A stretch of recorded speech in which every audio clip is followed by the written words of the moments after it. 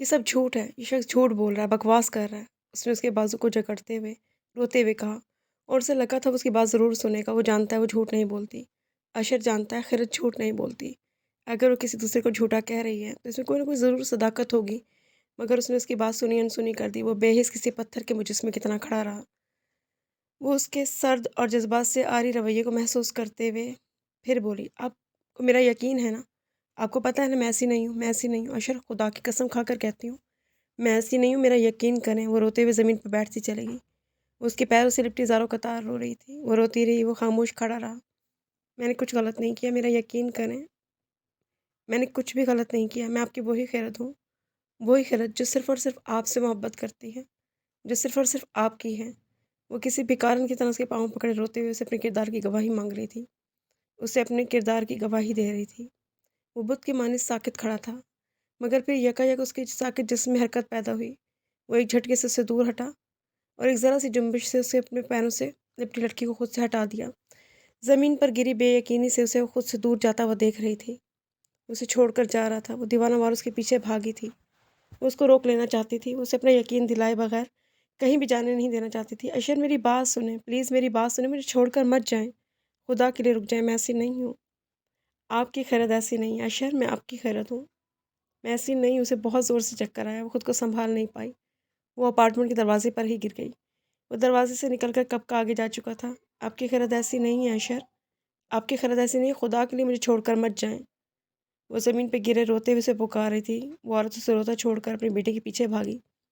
زمین پہ پڑے روتے ہوئے اشر کو پکارتے اس نے سر اٹھا کر اوپر دیکھا تو خضر بھی اپارٹمنٹ سے جا رہا تھا۔ وہ اسی کو دیکھ رہا تھا۔ اس کی آنکھوں میں نہ شرمندگی تھی نہ تعصب تھا۔ کیوں بولا تم نے یہ جھوٹ؟ کیوں؟ بولو، جواب دو نا۔ میرے کردار پر اتنی بڑی تہمت کیوں لگائی تم نے؟ آئی ایم سوری خیرت، تمہارے ساتھ جو ہوا اس کے لیے مجھے واقعی بہت افسوس ہے، مگر فریدہ آنٹی کی پیشکش اتنی اٹریکٹیو تھی کہ میں انکار نہیں کر سکا۔ تم تو جانتی ہو امریکہ پڑھنے کے لیے جانا میری زندگی کا سب سے بڑا خواب ہے۔ فریدہ آنٹی کی بدولت اگر میرا خواب پورا ہونے لگا ہے تو میں بلا وجہ کسی اخلاقیات کو گلے کا ہار بنا کر اس موقع سے ہاتھ گنوانا نہیں چاہوں گا۔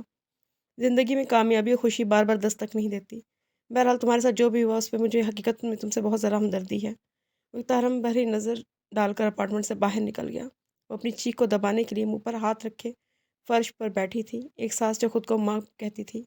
اپنی بہو کی عزت کو 10-20 لاکھ روپے میں نیلام کر دیا اور بہو کو رسوائی کروانے کے کام میں تعاون کے عوض اس کو چند لاکھ اور دیے۔ چند لاکھ، چند حقیر نوٹ کی قیمت۔ یہ اوقات تھی خیرت احسان، اس کی عزت کی، اس ساس کی نگاہوں میں اپنی بہو کی اوقات، جو اس کی اگلی نسل کی امین تھی، جو اس کے بیٹے کی اولاد کو جنم دینے والی تھی۔ اس کی عزت کا سودا ایک ساس نے، ایک ماں نے، ایک عورت نے چند ٹکوں کے عوض کر دیا تھا۔ اس سے اتنی نفرت کرتی تھی، اتنی نفرت کہ اس نے پیسے دیے تھے کہ اسے رسوا کروانے کے لیے، اس کے کردار پر تہمت لگوانے کے لیے، اسے بد کردار اور شوہر کی امانت میں خیانت ثابت کرنے والی عورت ثابت کرنے پر، اس کے شوہر کی نگاہوں سے گرانے کے لیے۔ وہ محبت کے نام پر لٹ گئی تھی۔ محبت کے نام لے لے کر وہ عورت کس طرح اسے انگلیوں پر نچاتی رہی تھی، میری بیٹی کہہ کہہ کر کیسے اسے بیوقوف بناتی رہی تھی کہ اتنی ہوشیاری سے اس نے آج کے سارا منظر اپنی مرضی کے مطابق ترتیب دیا تھا۔ اس کے ساتھ کون کون شریک رہا تھا اس ڈرامے میں، اس کی رسوائی کا تماشا لگوانے میں، اس کے دامن کو داغدار کرانے میں۔ خضر عالم، زرینہ اجمل اس اپارٹمنٹ میں سب بالکل تنہا تھی۔ زرینہ اور اس کی نوکرانی، وہ دونوں فریدہ اور اشر کے آنے سے پہلے اپارٹمنٹ سے نکل چکی تھیں۔ اپر کلاس کی عزت دار عورتیں اندر سے کتنی گھٹیا تھیں۔ اس نے اپنے وجود کو گھسیٹ کر اس جگہ سے باہر نکالا جہاں اس کی عزت، اس کی کردار، اس کی آبرو کو داغدار کیا گیا تھا۔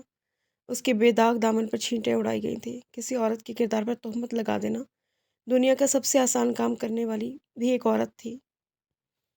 اس نے اپنی پوری زندگی اپنے آپ کو، اپنی عورت کو کتنا سنبھال سنبھال کر بچا بچا کر رکھا تھا، اور آج صرف چند منٹوں میں اس کے کردار کی دھجیاں اڑا دی گئی تھیں۔ وہ گرتی پڑتی اس بلڈنگ سے باہر نکل آئی تھی۔ اس سے اشر کی خود سے بے وجہ ناراضی یاد آئی تھی۔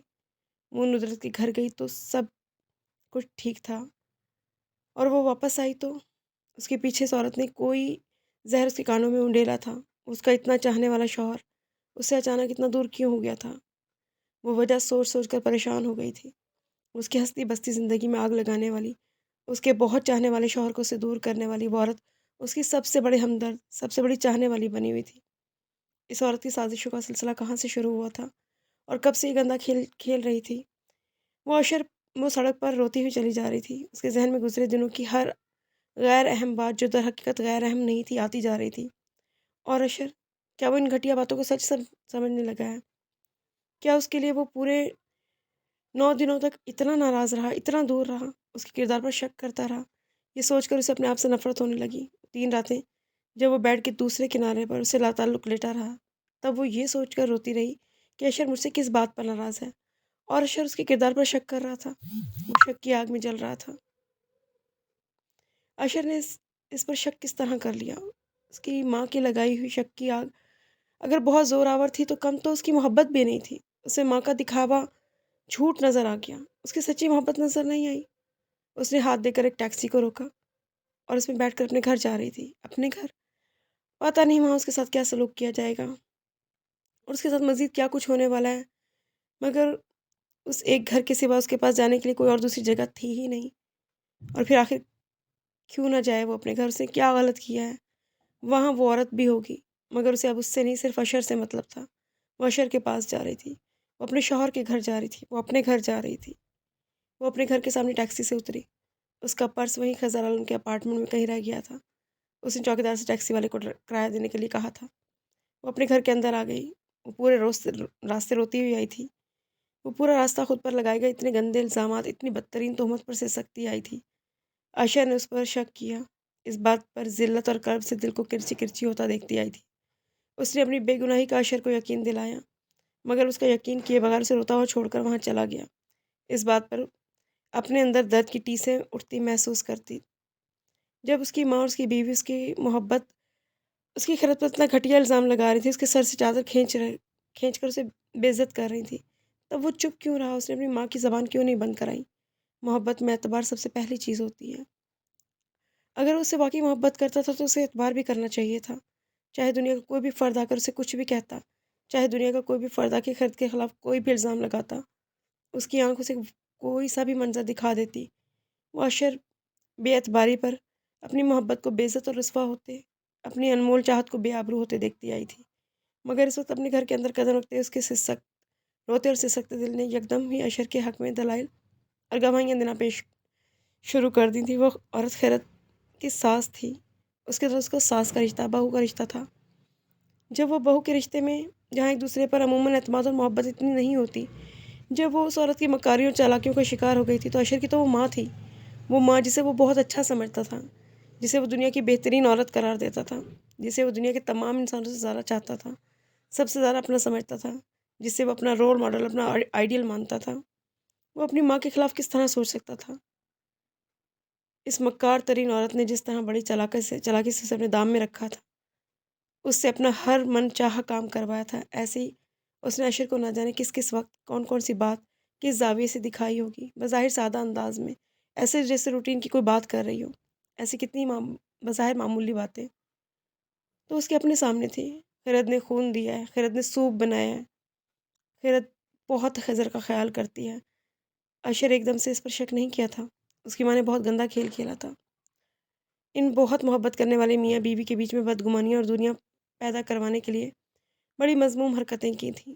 اس گھٹیا عورت کی حکمت عملی، چالاکی اور عیاری اس قدر نیٹ اور کلین طریقے سے کی تھی کہ اس میں کوئی شک ہی نہیں کر سکتا تھا اشر کا کوئی قصور نہیں ہے۔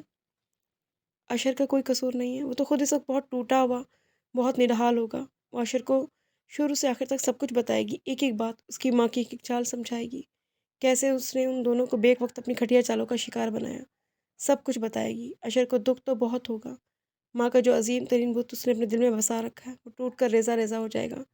وہ اشر کو کوئی دکھ دینے کا تصور بھی نہیں کر سکتی تھی، مگر اس کی ماں کی سچائی اس کے سامنے لائے بغیر اب اس کے پاس کوئی دوسرا راستہ بھی نہیں تھا۔ وہ لٹے لٹے قدموں سے بے دم سے انداز میں گیٹ کے اندر داخل ہوئی تھی، مگر جیسے اس کے دل نے اشر کے حق میں بولنا شروع کیا تھا، اسے بے قصور ثابت کرنا شروع کیا تھا، وہ فوراً ہی دیواروں پار بھاگتی ہوئی اندر آئی۔ پورچ اور اس کے بعد کا درمیانی تمام راستہ اس نے دیواروں پار بھاگتے ہوئے پار کیا اور اپنے کمرے میں جہاں اشر تھا وہاں پہنچ جانا چاہتی تھی۔ اشر، مجھے اپنے دل میں چھپا لو، مجھے اپنی پناہوں میں لے لو، یہ دنیا بہت گندی ہے، بہت خطرناک جگہ ہے، میں تمہارے بغیر تنہا اس دنیا کا مقابلہ نہیں کر سکتی، مجھے اس دنیا کے ظلم سے بچا لو اشر۔ پاگلوں کی طرح دیوانگی کے عالم میں انتہائی تیز رفتاری سے اس نے سامنے موجود دونوں اسٹیپس چڑھے، لکڑی کے بہت مضبوط اور بہت خوبصورت مرکزی دروازے پہ ہاتھ رکھا تاکہ گھر کے اندر جا سکے۔ اس نے ابھی دروازے پر ہاتھ رکھا ہی تھا کہ کسی نے دروازہ اندر سے کھول دیا۔ دروازے کے سامنے تن کر وہ عورت کھڑی تھی۔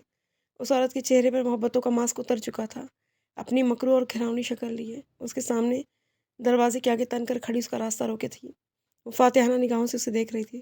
اس کے لبوں پر ایک مکروہ ہنسی تھی۔ آپ نے میرے ساتھ اتنی نیچ حرکت کی، میں سوچ بھی نہیں سکتی تھی کوئی انسان اس حد تک بھی گھٹیا ہو سکتا ہے۔ پیر کی خاک کو سر پر بٹھا لیا تھا میرے بیٹے نے۔ مجھے اس غلطی سے روکنے کے لیے کچھ نہ کچھ تو کرنا تھا۔ وہ عورت حقارت سے اس کی طرف دیکھ رہی تھی۔ 2 کمروں کے کوارٹر سے اٹھ کر آئی تھی۔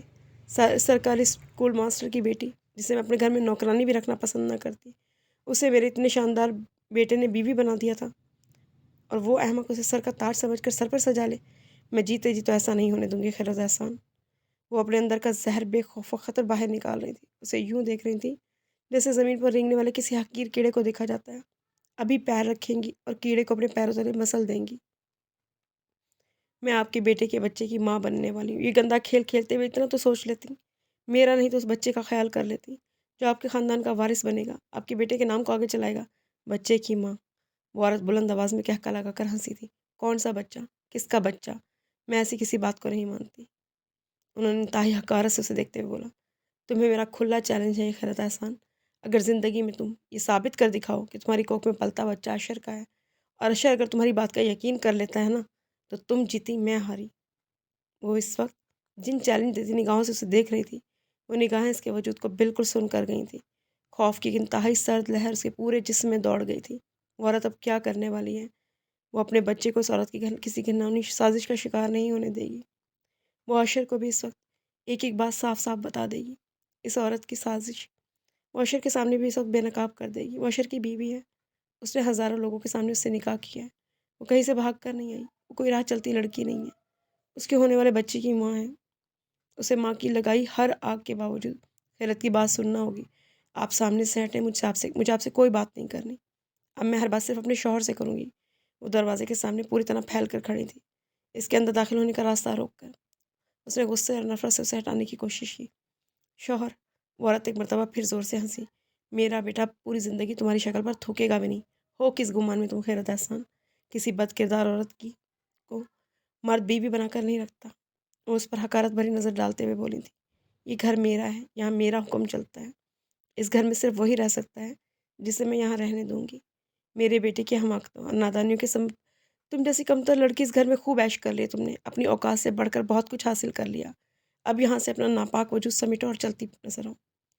عزت سے یہاں جاؤ گی یا خود تمہیں دھکے مار کے یہاں سے نکالنا پڑے گا؟ اسے دھمکاتے اس عورت نے 1 سیکنڈ کے اندر دروازے کے آگے سے ہٹ کر دروازہ زوردار دھماکے سے واپس بند کر دیا تھا۔ اس نے اسے گھر کے اندر داخل نہیں ہونے دیا تھا۔ وہ لکڑی کے مضبوط دروازے خود پر بند دیکھ کر بالکل ساکت کھڑی رہ گئی تھی۔ اسے لگ رہا تھا قیامت ابھی آئی نہیں، آنے والی ہے۔ قیامت اب خضر عالم کی گھر جسے وہ قیامت سمجھتی تھی، وہ قیامت کی آمد کا صرف ایک اعلان تھا، ایک پیغام تھا۔ قیامت تو اب اس کے سامنے آ کر کھڑی ہوئی تھی۔ اس عورت کا پلان یہاں آ کر ختم نہیں ہو جاتا تھا۔ اس کا بیٹا اشر حسین خیرت احسان کو خضر عالم کے اپارٹمنٹ میں اس کے ساتھ بالکل تنہا رنگے ہاتھوں پکڑ لے۔ اس عورت کے عزائم تو اس سے بڑھ کر تھے۔ بہوؤں سے تو بہت سی ساسوں کو نفرت ہو سکتی ہے، مگر وہ شاید اس دنیا کی واحد عورت تھی جسے اپنی بیٹی کی اولاد تک سے محبت اور چاہت تو کیا ہمدردی تک نہیں تھی۔ وہ عورت کن پستیوں تک اتر سکتی تھی اور اس کے ساتھ کیا کچھ کر سکتی تھی؟ اگر اب بھی وہ نہیں سمجھ پائی تھی تو پھر آخر کب سمجھتی؟ تمہیں میرا کھلا چیلنج ہے یہ کہ خیرت احسان، اگر تم زندگی میں کبھی ثابت کر دکھاؤ کہ تمہاری کوکھ میں پلتا بچہ اشر کا ہے۔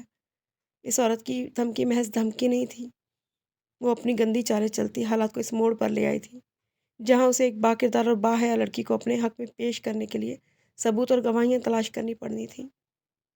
اس نے اس کے گھر کے دروازے بند کر دیے تھے، اس گھر کے اندر داخل ہونے نہیں دیا جا رہا تھا۔ اس کا شوہر وہ کہاں تھا؟ کیا اس کے علم میں یہ سب بات؟ اس کی ماں اس کی بیوی کو گھر کے اندر داخل نہیں ہونے دے رہی؟ اشر کہاں ہے؟ وہ اس وقت گھر پر موجود ہے؟ کیا اس کی موجودگی میں اس کے ساتھ؟ نہیں۔ اس کے دل نے فوراً اشر کے حق میں گواہی دی تھی۔ وہ ماں کی سازشوں کا شکار ہو کر چاہے اس وقت اس سے جتنا بھی ناراض ہو، مگر وہ اس کے ساتھ ایسا کبھی بھی نہیں کر سکتا۔ وہ اس پر اپنے گھر کے دروازے کبھی بھی بند نہیں کر سکتا۔ اس نے بند دروازوں کو زور زور سے پیٹنا شروع کر دیا تھا۔ اس گھر میں صرف وہ عورت نہیں، اگر گھر پر اشر نہیں بھی ہے، تب بھی کئی ملازم موجود ہیں۔ کوئی تو آ کر دروازہ کھولے گا۔ وہ دروازہ بجاتی رہی، اندر سے دروازہ کسی نے بھی نہیں کھولا۔ اسے اندر سے کوئی آواز نہیں آ رہی تھی، ایسا لگ رہا تھا جیسے اندر اس کی دستک سننے والا کوئی ہے ہی نہیں۔ دروازے کے سامنے سے ہٹ کر لاؤنج کی کھڑکی کی طرف آئی، اس کھڑکی میں سے نور افزا نظر آئی۔ وہ لاؤنج سے نکل کر سیڑھیوں کی طرف جا رہی تھی۔ نور افزا دروازہ کھولو۔ نور افزا نے سیڑھیوں پر یوں قدم رکھا جیسے اسے اپنے پیچھے کوئی آواز سنائی ہی نہیں دے رہی۔ اوہ میرے خدا! اسے جیسے اب حقیقت سمجھ میں آنا شروع ہوگی۔ اب تک جو ہو رہا تھا وہ معمولی سازش نہیں تھی، بلکہ اسے اس گھر اور اشر کی زندگی سے نکالنے کے لیے تیار کیا گیا ایک انتہائی مضبوط منصوبہ تھا۔ وہ یکدم ہی کھڑکی کے سامنے سے ہٹی اور بھاگتی ہوئی گھر میں داخل ہونے والے دوسرے راستے کی طرف سے آئی۔ کچن کا باہر کھلنے والا دروازہ، ڈرائنگ روم کو لان میں کھلنے والا دروازہ، بیک یارڈ، اندر جانے کے سارے راستے، ہر دروازہ بند تھا۔ اس پر اس گھر کے تمام دروازے بند کر دیے گئے تھے۔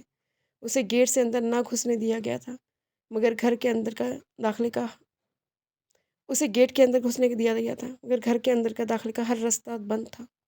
اس گھر میں چوکیدار، ڈرائیور کو ملا کر کل 10 ملازمین تھے، جو دن رات یہیں رہتے تھے۔ یہی اس گھر کے پچھلے حصے میں ان سب کے سرونٹ کوارٹر تھے۔ اس وقت اسے کہیں کوئی ملازم نظر نہیں آ رہا تھا۔ گیٹ پر چوکیدار اندر آتی نور افزا بیک ڈور پر پڑھائی کرتے نور افزا کے نواسے جمال کے سوائے اس گھر کے کسی کونے میں کوئی ملازم دکھائی نہیں دے رہا تھا۔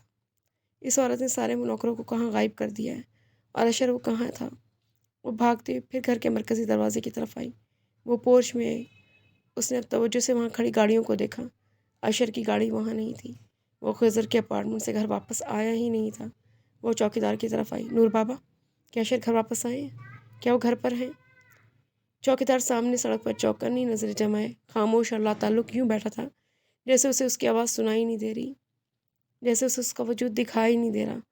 خوف اور دہشت سے کامتی وہ بے یقین نگاہوں سے چوکیدار کو دیکھتی، وہاں سے پیچھے ہٹی۔ یہ گھر واقعی فریدہ حسین کا تھا۔ یہ سب نوکر واقعی فریدہ حسین کے نوکر تھے۔ مایوسی میں گھری وہ پچھلے حصے میں آئی۔ اس نے کاپیاں کتابیں پھیلائے بینچ پر بیٹھے جمال کو دیکھا۔ اس سال پرائیویٹ میٹرک کے امتحان کی تیاری کرتا نور افزا کا 15 سالہ نواسا، جو اس کے نرم اور خلوصی انداز سے ہمت پکڑتا کبھی کبھار اسے پڑھائی میں مدد لینے اس کے پاس آ جایا کرتا تھا۔ وہ بھی اپنی نانی کی طرح یہاں ملازم تھا اور کاموں سے فارغ ہو کر گھر کے اس پچھلے حصے میں بیٹھ کر پڑھائی کیا کرتا تھا۔ جمال، نور افزا میری کسی بات کا جواب نہیں دے رہی۔ تم اپنی نانی کی طرح مت کرنا۔ پلیز مجھے صرف اتنا بتا دو کہ کیا اشر گھر پر ہیں؟ جمال نے کچھ گھبرا کر ادھر ادھر دیکھا، پھر اپنی کتاب پر ہی نظریں مرکوز رکھتے ہوئے ہلکی اور گھبرائی آواز میں بولا، وہ گھر پر نہیں ہیں۔ 3:30 بجے کے قریب وہ دبئی سے گھر آئے تھے۔ آتے ہی بیگم صاحبہ کے ساتھ کہیں چلے گئے۔ اس کے بعد سے ابھی تک گھر واپس نہیں آئے۔ جمال نے ہچکچاتے ہوئے اس کے سوال کا جواب دیا۔ بولنے کے بعد اس نے خوفزدہ نظروں سے دائیں بائیں دوبارہ دیکھا۔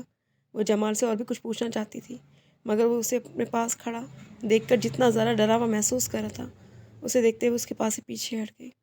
اس کی بات کا جواب جمال نے بہت ڈرتے ڈرتے دیا تھا۔ یہ نظر آ رہا تھا کہ اس کی اپنے قریب موجودگی سے بری طرح خوفزدہ ہے۔ وہ آہستگی سے اس کے پاس سے ہٹ گئی تھی۔ اس کا دل ٹھیک کہہ رہا تھا، اشر گھر پر نہیں ہے، مگر پھر آخر وہ ہے کہاں؟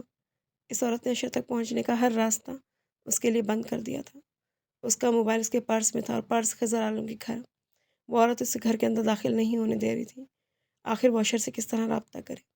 اس کے ہاتھ میں چند روپے تک نہیں تھے کہ وہ اشر سے رابطے کی کہیں کوئی کوشش کر لے۔ صرف چند گھنٹے کے اندر وہ آسمان سے زمین پر اٹھا کر پٹک دی گئی تھی۔ وہ اشر حسین کی بیوی اپنے ہی گھر کے اندر بے سہارا کھڑی تھی۔ اس کے ہاتھ بالکل خالی تھے۔ اس کے پاس اپنے شوہر سے رابطے کا کوئی ذریعہ نہیں تھا۔ محلے میں کسی گھر میں جا کر کوشش کرنے کا تو سوال ہی پیدا نہیں ہوتا۔ یہ تو خود اپنا تماشا لگوانے والی بات تھی۔ جو بات ابھی کسی کو بھی نہیں پتا، اس کا اشتہار لگوانے والی بات تھی۔ اور ایک بات اور بھی تھی، وہ اس وقت اپنا گھر چھوڑ کر 1 منٹ 1 سیکنڈ کے لیے بھی کہیں باہر نہیں جانا چاہتی تھی۔ اس عورت کی نیت، اس کے ارادے، اس کے عزائم بہت خطرناک تھے۔ وہ یہ سوچ بھی نہیں سکتی تھی کہ اشر گھر واپس آ جائے اور اس وقت گھر پہ وہ موجود نہ ہو۔ اشر کی ماں اسے گھر کے اندر داخل نہیں ہونے دے رہی تھی، مگر وہ ہے تو اس کے شوہر کے گھر کی 4 دیواری کے اندر۔ اشر آئے تو اسے یہاں موجود دیکھ کر اس کی ماں اور اس کی بیوی کو اندر داخل نہیں ہونے دے رہی۔ وہ اس گھر کی 4 دیواری سے 1 انچ بھی پیچھے نہیں ہٹے گی۔ اسے اس وقت عزت اور بے عزتی کا کوئی احساس نہیں ہو رہا تھا۔ اس عورت کے ارادے بہت خطرناک تھے۔ آج جو کچھ بھی اس کے ساتھ وہ کر چکی تھی، یوں لگ رہا تھا جیسے اس پر رونے اور ماتم کرنے کا اس کے پاس وقت نہیں ہے۔ وہ عورت اس کے ساتھ مزید بھی اور بھی بہت کچھ کر سکتی ہے، بہت کچھ سنگین کرنے والی ہے۔ وہ اپنا شوق، اپنا صدمہ، اپنے دکھ، اپنے آنسو سب پسِ پشت ڈال کر خود کو زندگی میں آئی اس ناگہانی مصیبت سے نکالنے کے لیے اسے خود کو مضبوط بنانے کی ضرورت تھی، ہمت اور حوصلے کی ضرورت تھی۔ صرف رونے اور آنسو بہانے سے کچھ حاصل نہیں ہوتا۔ اسے کسی بھی قیمت پر، کسی بھی طرح اشر سے رابطہ کرنا ہے۔ اسے یہ بات بتانی ہے کہ اس کی ماں نے ان دونوں کو کس سازش کا نشانہ بنایا ہے۔ اسے اشر کے سامنے اس کی ماں کی ساری اصلیت لانی ہے۔ مگر وہ اشر سے رابطہ کس طرح کرے؟ اس کے پاس اشر سے رابطے کا کوئی ذریعہ نہیں، اور اشر وہ گھر لوٹ نہیں رہا۔ وہ جس انداز میں خسر کے اپارٹمنٹ سے نکل کر گیا تھا، اسے اس کا وہ لٹا ہوا ٹوٹا بکھرتا انداز یاد تھا۔ وہ شدید ترین صدمے اور شوق کے زیر اثر تھا۔ وہ تو یہ بھی نہیں جانتا تھا جو کچھ اس نے دیکھا اس کی ماں کی گھناؤنی سازش ہے۔ وہ بری طرح شوق تھا۔ اشر کو اس پر یقین تھا، مگر اتنا گھٹیا منظر دیکھ کر تو وہ فوراً شوق سے باہر نہیں آ سکتا تھا۔ وہ اشر کی ذہنی اور جذباتی کیفیت کو سمجھ رہی تھی۔ ماں، بیوی، بہن، بیٹی، ان رشتوں کے لیے کوئی بھی غیرت مند مرد کتنا حساس ہو سکتا ہے وہ سمجھتی تھی، اور یہ سب یقیناً فریدہ حسین بھی سمجھتی تھی۔ تبھی تو دھڑلے سے اسے اس کے شوہر کے گھر میں داخل ہونے سے روک دیا تھا۔ اس نے سارا سوچا سمجھا منصوبہ بنایا تھا۔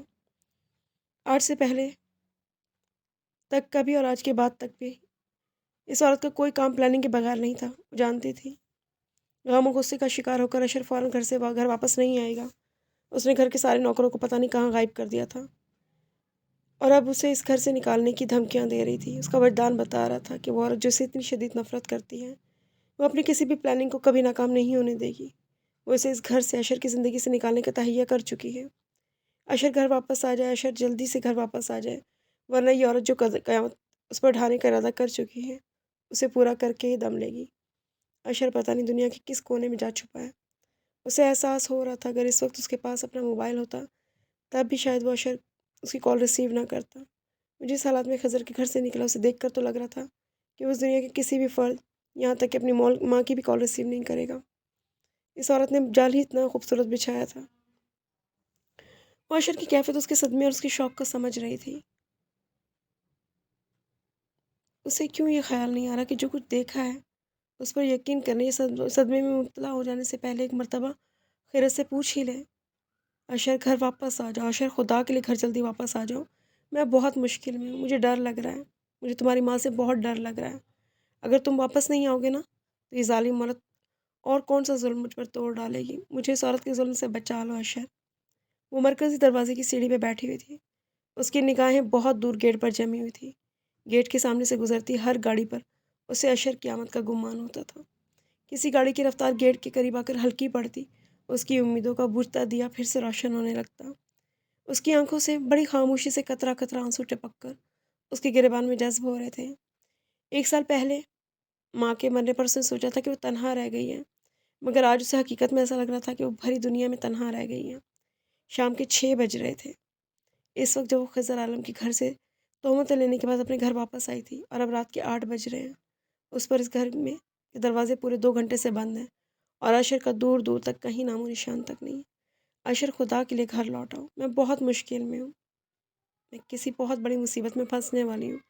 مجھے ایسا لگ رہا ہے تمہاری ماں اب پتہ نہیں میرے ساتھ اور کیا کر گزرے گی۔ تمہیں ہماری محبت کا واسطہ، میری پکار سن لو، مجھے اس عورت سے آ کر بچا لو اشر۔ گھر کا وہ مرکزی دروازہ کھولا گیا تھا، مگر اسے اندر بلانے کے لیے نہیں بلکہ دھمکانے کے لیے۔ تم ابھی تک یہیں ہو؟ کیا میری بات سمجھ میں نہیں آئی؟ دھکے کھا کر نکالے جانے کا زیادہ شوق ہے؟ وہ عورت اس کے ساتھ مذاق نہیں کر رہی تھی، وہ اسے اس گھر سے صاف نکل جانے کو کہہ رہی تھی۔ اس کی آنکھوں میں اس کے لیے نفرت ہی نفرت اور صفاقی ہی صفاقی تھی۔ دنیا کا کوئی بھی فرد اس پر اس وقت رحم کھا سکتا تھا، مگر فریدہ حسین نہیں۔ ان کی آنکھوں میں اس کے لیے نفرت، اور ان کا بس نہیں چل رہا تھا کہ اس کے وجود اور اس کی ہستی کو مٹا کر رکھ دیں۔ میں یہاں سے کہیں نہیں جاؤں گی، یہ میرے شوہر کا گھر ہے، انہوں نے مجھے یہاں سے جانے کو نہیں کہا۔ جب تک اشر گھر واپس نہیں آ جاتے میں یہاں سے ہلوں گی بھی نہیں۔ میں اشر حسین کی بیوی ہوں، کوئی راہ چلتی لڑکی نہیں جو آپ کے حکم کو مان لے گی۔ فریدہ حسین نے نفرت اور غضبناک نگاہوں سے اسے دیکھا۔ لگتا ہے تمہیں میری بات سمجھ نہیں آ رہی۔ میں نے 2 گھنٹے پہلے تمہیں یہاں سے نکل جانے کو کہا تھا، وارننگ دی تھی۔ ابھی یہاں سے چلی جاؤ ورنہ میں تمہیں دھکے مار کے نکالوں گی۔ میرا بیٹا کوئی بے غیرت مرد نہیں ہے جو تمہارے جیسی عورت کو اپنے گھر میں رکھے گا، جو کسی آوارہ اور بد چلن عورت کو اپنے گھر میں بسائے گا۔ نکل جاؤ فوراً یہاں سے۔